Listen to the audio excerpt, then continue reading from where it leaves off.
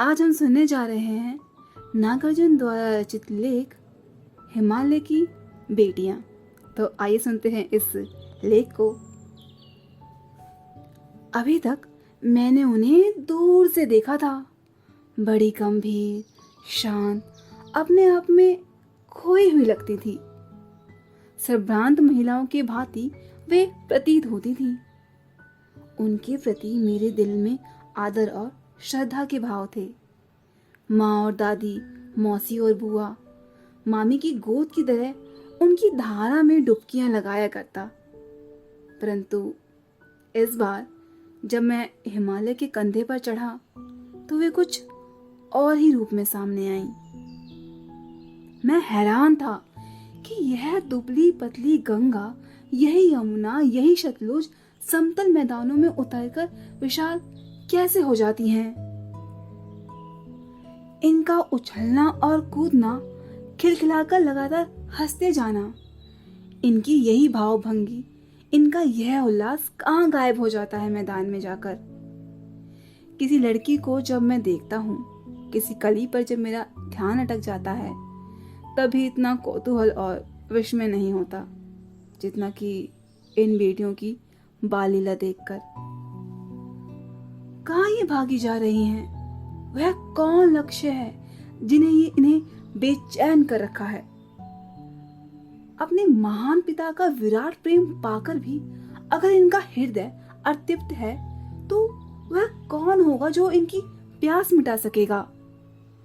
बर्फ जली नंगी पहाड़ियां, छोटे छोटे पौधे से भरी घाटियां, बंधुर अधिकताकाएं, सरसब्ज अप्तकाएं, ऐसा है इनका लीला निकेतन।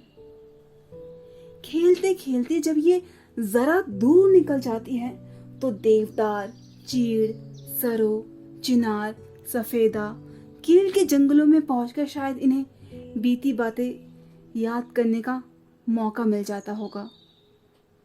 कौन जाने बूढ़ा हिमालय अपनी इन नटखट बेटियों के लिए कितनी सिर धुनता होगा। बड़ी बड़ी चोटियों से जाकर पूछे तो उत्तर में विराट मौन के सिवाय उसके पास और रखा ही क्या है। सिंधु और ब्रह्मपुत्र ये दो ऐसे नाम हैं जिनके सुनते ही रावी, सतलुज, व्यास, चनाब, झेलम, काबुल, कपिशा, गंगा, यमुना, सरयू, गंडक, कोशी आदि हिमालय की छोटी बड़ी सभी बेटियां आंखों के सामने नाचने लगती हैं। वास्तव में सिंधु और ब्रह्मपुत्र स्वयं कुछ नहीं है। दयालु हिमालय के पिघले हुए दिल की एक एक बूंद न जाने कब से इकट्ठा होकर इन दो महान नदों के रूप में समुद्र की ओर प्रभावित होती रही हैं। कितना सौभाग्यशाली है ना वह समुद्र जिसे पर्वत राज हिमालय के इन दो बेटियों का हाथ पकड़ने का श्रेय लिया, जिन्होंने मैदान में ही इन नदियों को देखा होगा। उनके ख्याल में शायद ही यह बात आ सके कि बूढ़े हिमालय की गोद में बच्चियां बनकर ये कैसे खेला करती हैं। माँ बाप के गोद में नंग धड़ंग होकर खेलने वाली इन बालिकाओं का रूप पहाड़ी आदमियों के लिए आकर्षण भले ही ना हो, लेकिन मुझे तो ऐसा लुभावना प्रतीत हुआ वह रूप की हिमालयों को ससुर और समुद्र को उसका दामाद कहने में भी मुझे कुछ झिझक नहीं होती है।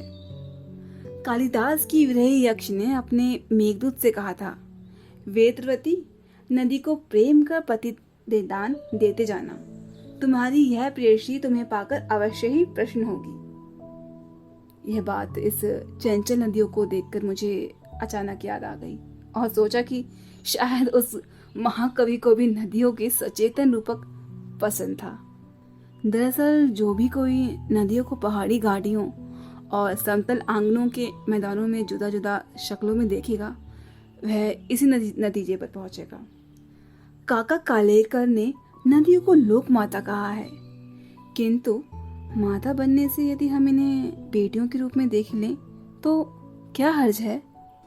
और थोड़ा आगे चलिए, इन्हीं में अगर हमें प्रेयसी की भावना करें तो कैसा रहेगा। ममता का एक और भी धागा है जिसे हम इनके साथ जोड़ सकते हैं। बहन का स्थान कितने कवियों ने इन नदियों को दिया है। एक दिन मेरी भी एक भावना हुई थी। थोलिड यानी कि तिब्बत की बात है। मन उचट गया था, तबीयत ढीली थी। सतलज के किनारे जाकर बैठ गया। दोपहर का समय था। पैर लटका दिए पानी में। थोड़ी ही देर में उस प्रगतिशील जल ने असर डाला। तन और मन ताजा हो गए और लगा मैं गुनगुनाने। जय हो सतलज बहन तुम्हारी, लीला अजरज बहन तुम्हारी, हुआ मुदित मन हटा खुमारी, जाओ मैं तुम पर बलिहारी।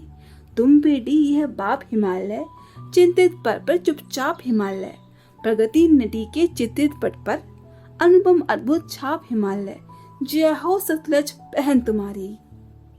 तो ये था लेख नागार्जुन द्वारा रचित। धन्यवाद।